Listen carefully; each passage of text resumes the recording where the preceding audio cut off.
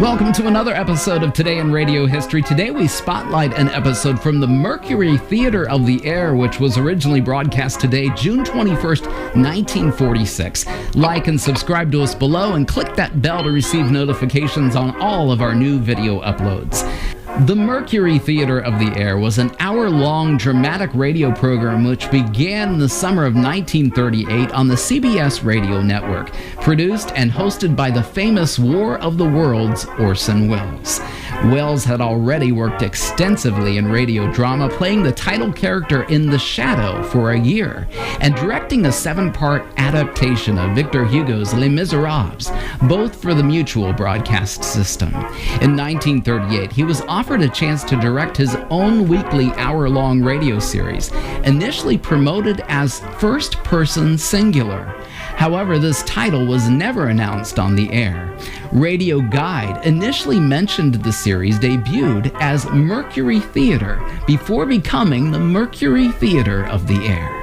Get a preloaded MP3 player with all of the Mercury Theatre episodes by clicking on the links below in the description, or visit us online at RadioLongAgo.com. Today's episode, The Hitchiker, originally aired on this date, June 21st, 1946. Today in Radio History presents the Mercury Theatre of the Air. Good evening. This is Orson Welles, your producer of a special series of broadcasts presented by the makers of Pabst Blue Ribbon. The Mercury Summer Theatre of the Air.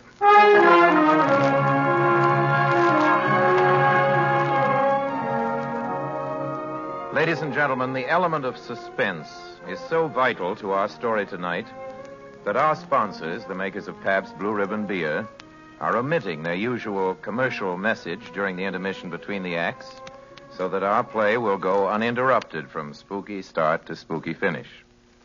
Therefore, let's give Ken Roberts his 45-second opportunity right now to extol the merits of that blended, splendid... Ken? Of that blended, splendid Pabst Blue Ribbon. Those two words tell the whole flavor story. You see, every single drop of Pabst Blue Ribbon is the happy result of blending, the full flavor blending of never less than 33 fine brews.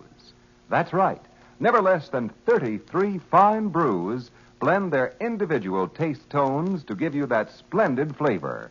Not too light, not too heavy, but fresh, clean, sparkling, with the real beer taste coming through just the way you like it. Friends, these days, when your dealer is occasionally unable to supply you with all the Pabst Blue Ribbon you'd like, please keep on asking. For every single bottle you do get will live up to the same high standards of quality and taste. Yes, every bottle will be, as always, blended, splendid Pabst Blue Ribbon. And now, Mr. Welles. We of the Mercury reckon that a story doesn't have to appeal to the heart, it can also appeal to the spine. Sometimes you want your heart to be warm, sometimes you want your spine to tingle. Well, the tingling, it's to be hoped, will be quite audible as you listen tonight to a classic among radio thrillers. Its author is one of the most gifted of all the writers who've ever worked for this medium, Lucille Fletcher, who wrote the greatest single radio script ever written. Sorry, wrong number. The title of this, her terrifying little tale of Gru for this evening, is another spine tingler by name The Hitchiker.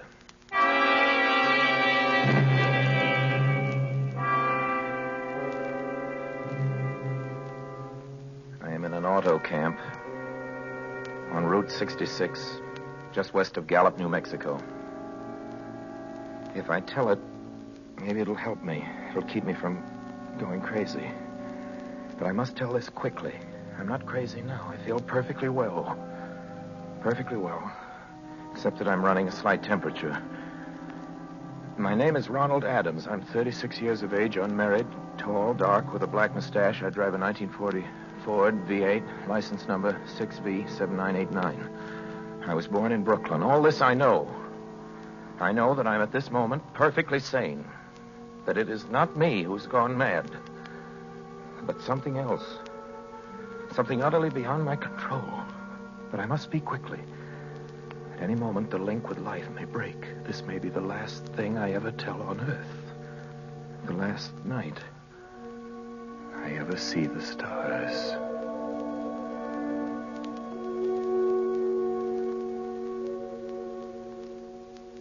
Six days ago, I left Brooklyn to drive to California.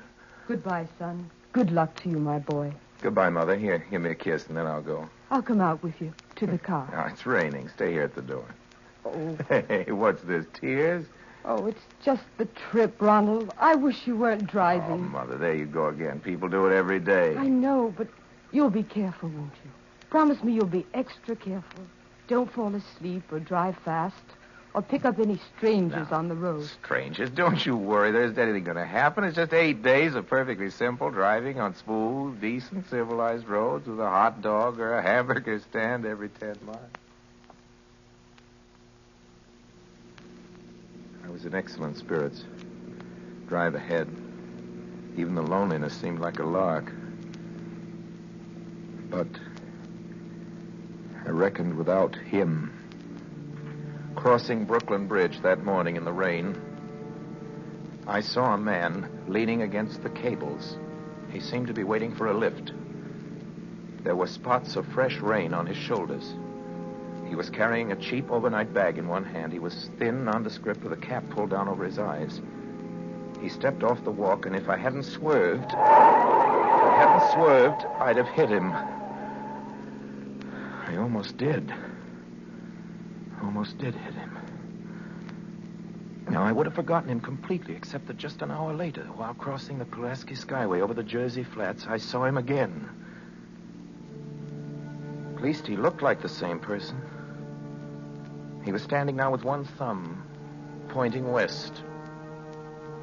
I couldn't figure out how he'd got there, but I thought maybe one of those fast trucks had picked him up, beat me to the Skyway, and let him off.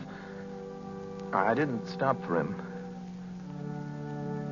Then, late that night, I saw him again. It was on the new Pennsylvania Turnpike between Harrisburg and Pittsburgh. It's 265 miles long with a very high speed limit. I was just slowing down for one of the tunnels when I saw him standing under an arc light by the side of the road. I could see him quite distinctly. The bag, the cap, even the spots of fresh rain spattered over his shoulders. He hailed me this time. Hello! Hello! I stepped on the gas like a shot. That's lonely country through the Alleghenies, and I had no intention of stopping. Besides, the coincidences, or whatever it was, gave me the willies. I stopped at the next gas station. Yes, sir. Fill her up, will you? Check your oil? No, thanks. Nice night, ain't it? Yes, yeah, it hasn't been raining here lately, has it? Not a drop of rain all week. Oh, no? I suppose that hasn't done your business any harm. Well, people drive through here all kinds of weather. Mostly business, though. Ain't many pleasure cars out in the turnpike this season of the year. I guess not. What about hitchhikers? Hitchhikers here? Why, what's the matter? Don't you ever see any? A guy'd be a fool to start out to hitchhike on this road. Look at it. Then you never see anybody? No. Maybe they get a lift before the turnpike starts. I mean, you know, just before the toll house. But then it's a mighty long ride. Most cars wouldn't pick up a guy for that long a ride. This is pretty lonesome country here, mountains and woods. Yeah. Hey, you ain't seen nobody like that, have you? Oh, no. It's just a technical question. Oh, I see. Well, that'll be $1.49 with the tax.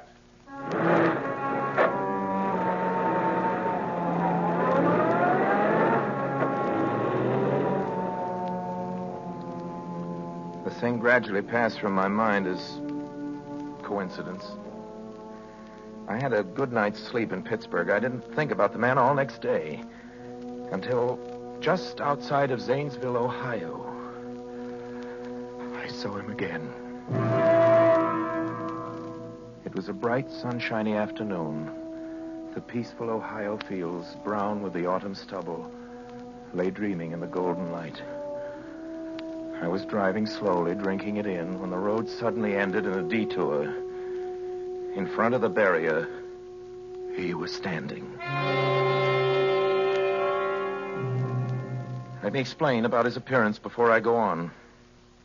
I repeat, there was nothing sinister about him. He was as drab as a mud fence, nor was his attitude menacing. He merely stood there, waiting, almost drooping a little, the cheap overnight bag in his hand.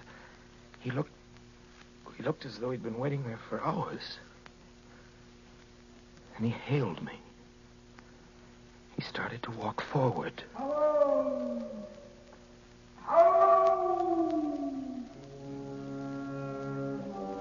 I'd stopped the car, of course, for the detour. For a few minutes, I couldn't seem to find the new road. I realized he must be thinking that I'd stopped for him. Hello! No, I'm... Not just now. I'm sorry. Going to California? No, not today. The other way. I'm going to New York. Sorry.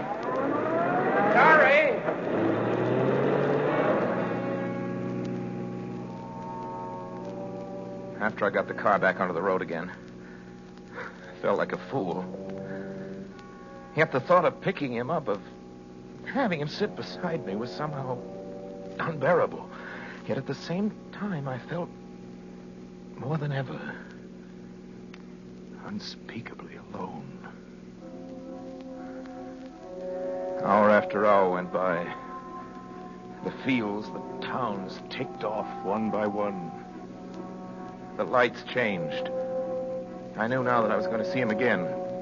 And though I dreaded the sight, I caught myself searching the side of the road, waiting for him to appear.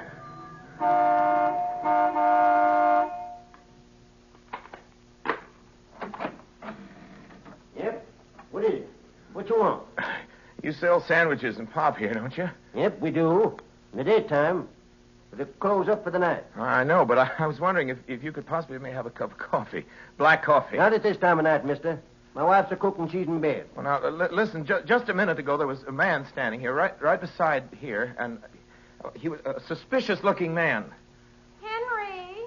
Who is it, Henry? It's nobody, Mother. Just a fella thinks he wants a cup of coffee. Now, go back into bed. I don't mean to disturb you, but you see, I was driving along when I just happened to look, and there he was. What was he doing? Nothing. You've been hitting a bottle. That's what's the matter with you. You got nothing better than do than wake decent folk out of their hard-earned sleep. Now get going. Go on. But he looked as though he was going to rob you. I ain't got nothing in this stand to lose. Now on your way before I call out Sheriff Folks.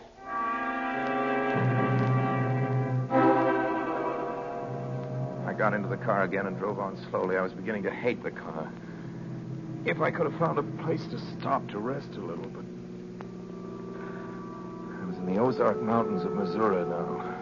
Few resort places there were closed. I had seen him at that roadside stand. I knew I'd see him again. Maybe at the next turn of the road. I knew that when I saw him next, I'd run him down.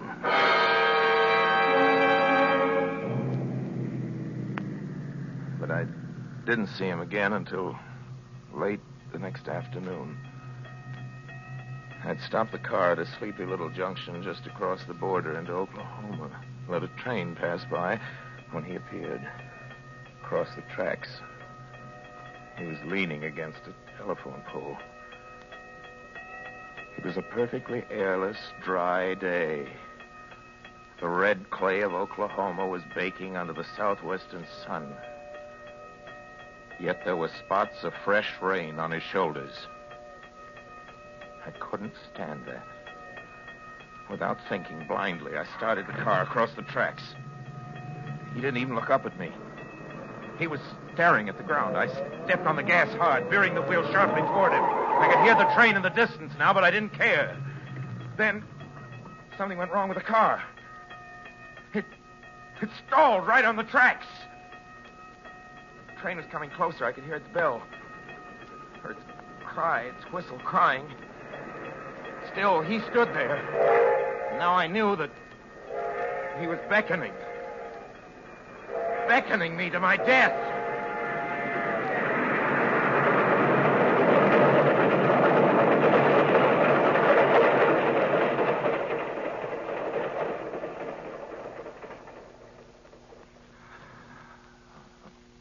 Well, I frustrated him that time.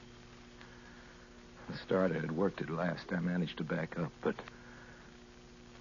after the train had passed, he was gone. I was all alone in the hot, dry afternoon.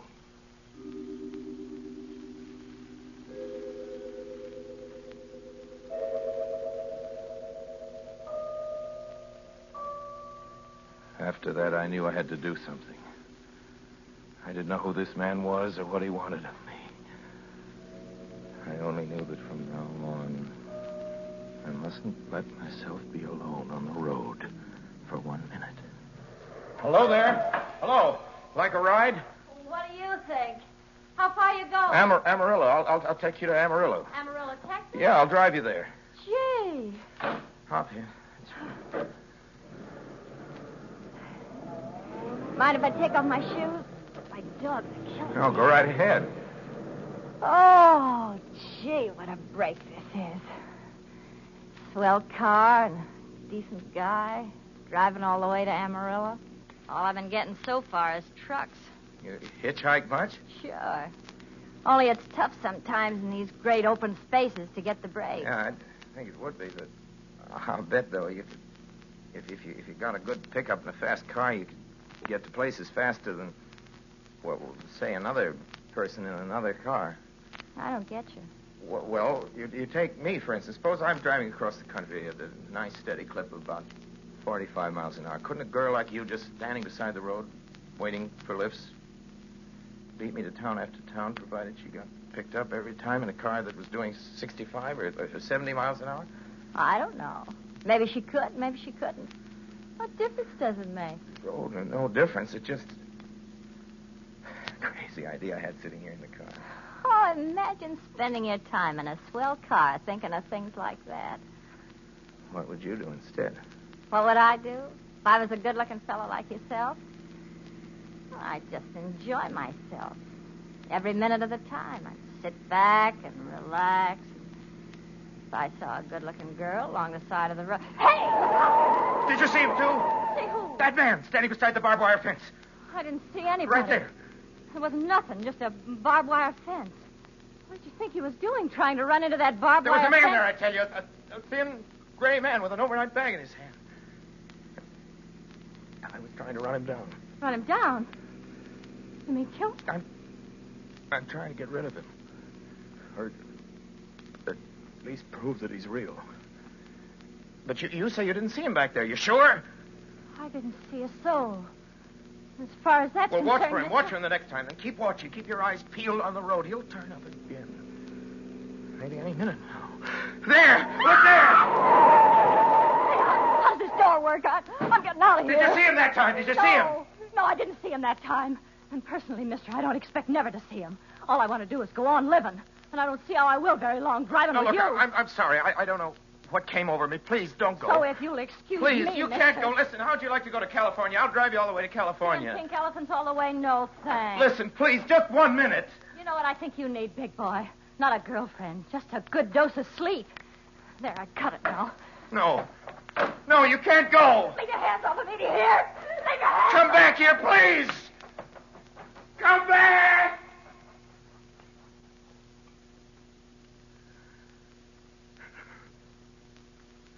She ran from me. As if I was some kind of monster. A few minutes later, I saw a passing truck pick her up. I knew then that I was utterly alone. I was in the heart of the great Texas prairies. There wasn't a car on the road after the truck went by. Trying to figure out what to do, how to get hold of myself. If I could find a place to rest, or even if I could sleep right here in the car. Just a few hours. Sleep. just along the side of the road. I was getting my winter overcoat out of the back seat to use as a blanket. Just as a blanket. When I saw him coming toward me. Coming toward me. Emerging from the herd of moving steer. I didn't wait for him to come any closer. Maybe I should have spoken to him then. Fought it out then and there, for now he began to be everywhere. Whenever I stopped, even for a minute, for gas, for oil, for a drink, a pop, a cup of coffee, a sandwich, he was there. I saw him standing outside the auto camp in Amarillo that night when I dared to slow down. He was standing near the drinking fountain, a little camping spot just inside the border of New Mexico. He was waiting for me outside the Navajo reservation where I stopped to check my tires. I saw him in Albuquerque where I bought 10 gallons of gas. I was afraid now. Afraid to stop. I began to drive faster and faster. I was in lunar landscape now. The great arid mesa country of New Mexico. I drove through it with the indifference of a fly crawling over the face of the moon. And now he didn't even wait for me to stop, unless I drove at 85 miles an hour over those endless roads. He waited for me at every other mile. I'd see his figure, shadowless, flitting before me, still in its same attitude, over the cold and lifeless ground, flitting over dried-up rivers, over broken stones cast up by old glacial upheavals, flitting in the pure and cloudless air.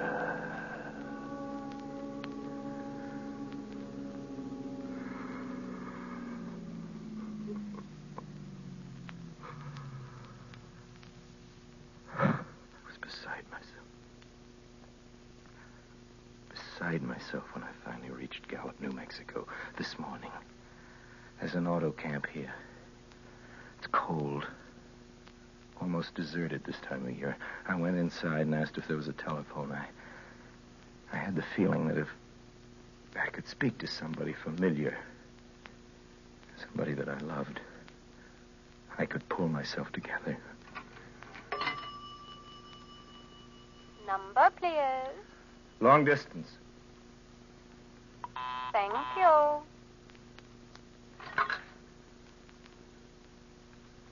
This is long distance. I'd like to put in a call to my home to Brooklyn, New York.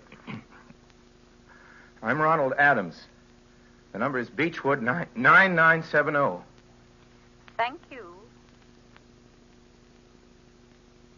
Thank you. What is your number? My number is it's 312.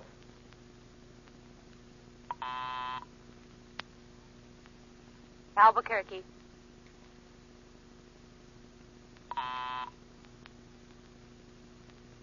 New York for Gallup. New York. Gallup, New Mexico, calling Beechwood 9970. I'd read somewhere that love could banish demons. It was in the middle of the morning. I knew Mother'd be home. I pictured her tall, white-haired, in her crisp house dress going about her tasks. It would be enough, I thought, just to hear the even calmness of her voice. Will you please deposit $3.85 for the first 3 minutes? When you have deposited $1.50, will you wait until I have collected the money?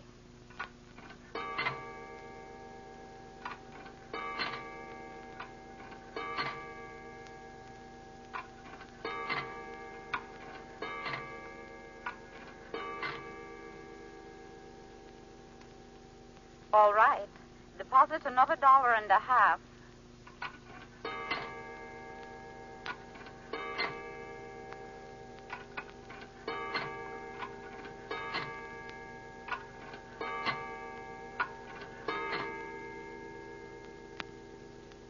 will you please deposit the remaining 85 cents?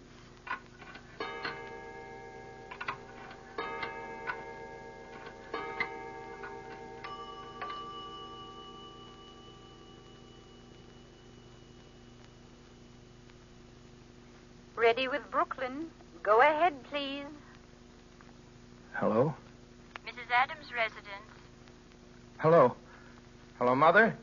This is Mrs. Adams' residence. Who is it you wish to speak to, What? please? Who is this? This is Mrs. Whitney. Mrs. Whitney? I don't know any Mrs. Whitney. Is this Beechwood 9970? Yes. Where's my mother? Where's Mrs. Adams? Mrs. Adams is not at home. She's still in the hospital. The hospital? Yes. Who is this calling, please? Is it a member of the family? What's she in the hospital for? She's been prostrated for 5 days. A nervous breakdown. Nervous. Who is this calling? Nervous breakdown. My mother's never... It's all taken place since the death of her oldest son, Ronald. Since the death of her oldest son, Ronald. Hey, what is this? What number is this? This is Beechwood 9970. It's all been very sudden. He was killed just 6 days ago in an automobile accident on the Brooklyn Bridge. Your 3 minutes are up, sir. Your 3 minutes are up, sir. Your 3 minutes are up, sir. Sir, your 3 minutes are up. Your 3 minutes are up, sir. And so, I'm sitting here in this deserted auto camp in Gallup, New Mexico. And so I'm trying to think. I'm trying to get a hold of myself.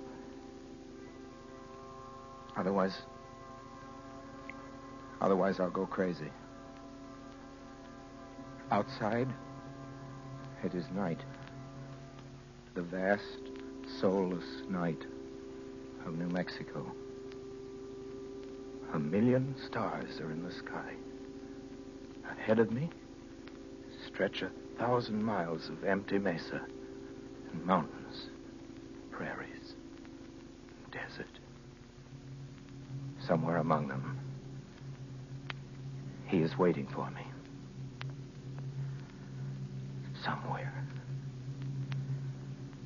Somewhere I shall know who he is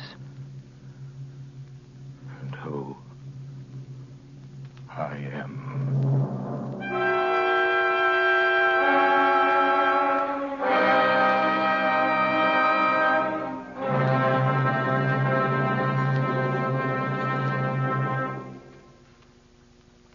Orson Welles will be back in just a few seconds to tell you about next week's production of the Mercury Summer Theatre. But first, the makers of Pabst Blue Ribbon wish to remind you that though you may not be able to get Pabst Blue Ribbon every time you want it in these days of grain restrictions, it is well worth your while to keep asking. For every bottle you do get will continue to live up to its name. And speaking of grain restrictions, not a single grain of wheat is being used in the brewing of beer and ale.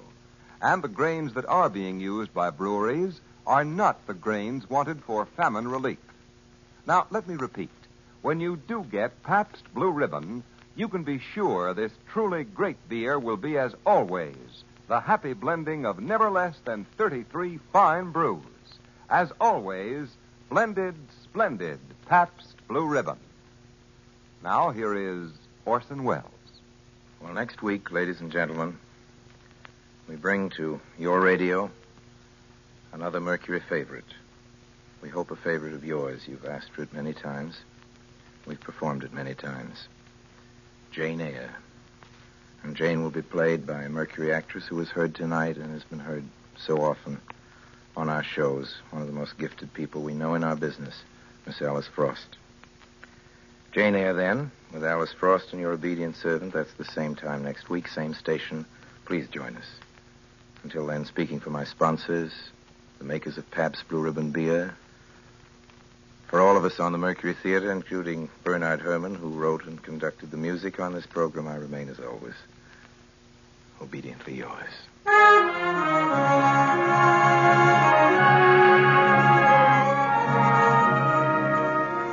More than 1/2 of all our nation's workers make their living in the food industry or a related field.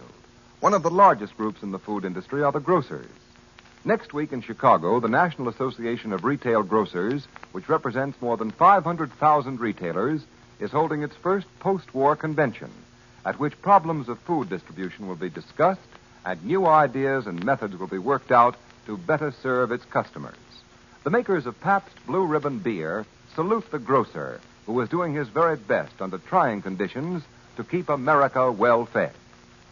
This program came to you through the courtesy of the Pabst Brewing Company of Milwaukee, Wisconsin, makers of blended, splendid Pabst Blue Ribbon. This is CBS, the Columbia Broadcasting System.